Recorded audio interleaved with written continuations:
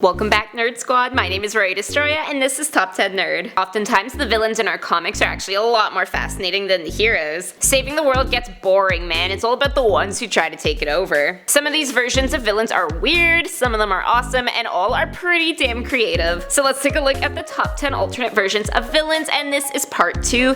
Be sure to check out our part 1.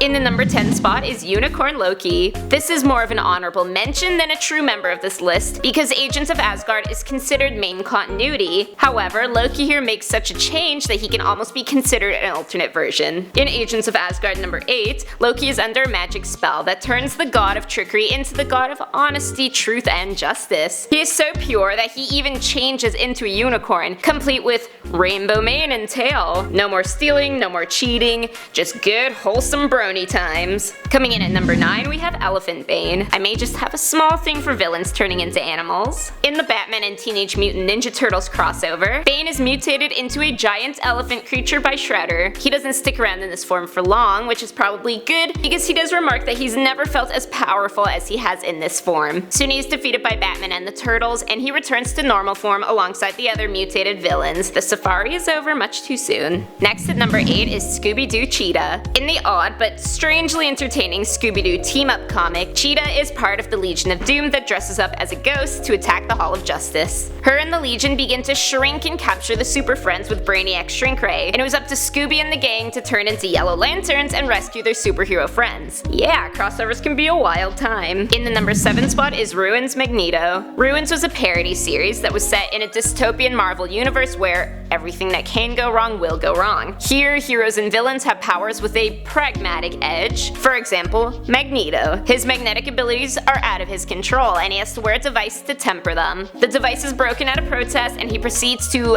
accidentally destroy an airport. Then he meets a very sad death when he pulls a plane a bit too close for comfort. That is one flight he probably wished he missed. Coming in at number 6 is Galactiac. Known as the perfect synthesis of mind and machine, Galactiac was an amalgamation of DC's Brainiac and Marvel's Galactus. In order to power himself, he travels the galaxy, draining life forces of each planet he encounters and keeping a piece of the defeated planets for his studies. And so is how he arrived on Earth. Luckily enough, Earth had the Challengers of the Fantastic, who responded to the threat. Although, is that really the best name for a superhero team? Next up at number 5, we have Flashpoint Enchantress. Flashpoint's Enchantress was a member of the Secret 7, an alternate version of the Secret 6. They were a hero team of magic users, so what was she doing with heroes? Spying on them, of course. She soon showed her true colors and killed off most of the Secret 7 through manipulation, commenting that she did not care what side she was on as long as she could create as much chaos as she wanted. Luckily enough, Kal-El landed on her, which was miraculously enough of a blow to kill her. I did not realize he weighed that much. Up next at number 4 is Count Otto von Doom. Count Otto from Marvel's 1602, also known as the Handsome, was the ruler of Latveria and a scientific genius. He kidnapped the 4 of the Fantastic and stashed them away in his castle, mostly so he could have the wealth of knowledge that was Reed Richards. Von Doom was also responsible for the assassination that took out Queen Elizabeth I in this story. Later on, he also kidnaps William Shakespeare and forces him to document his conquests. If only someone had told him that centuries down the line nobody would understand it anyway. In the number 3 spot, we got Principal Slade. You gotta love Tiny Titans sometimes and how purely good and innocent it can be. Here we have a version of Deathstroke, also known as the Terminator, also known as the Vulcan, also known as Principal Slade of Sidekick City Elementary. Yeah, big bad Deathstroke runs a school of Peewees.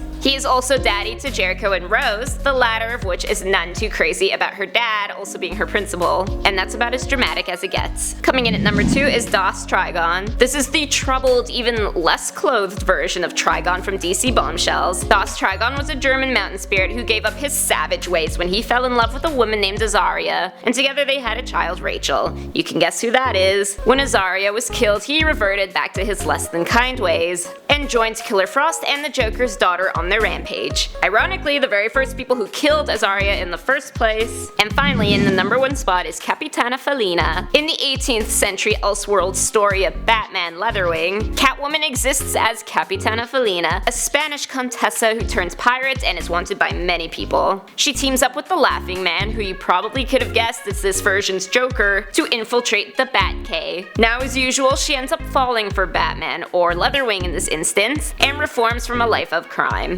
Kinda wanted her to stay on the dark side for this one. So those are the top 10 alternate versions of villains part 2. Let me know in the comments section down below who your favorite villain is. My name is Rory Destroya, thanks for watching, and don't forget to subscribe so you never miss another nerdy list.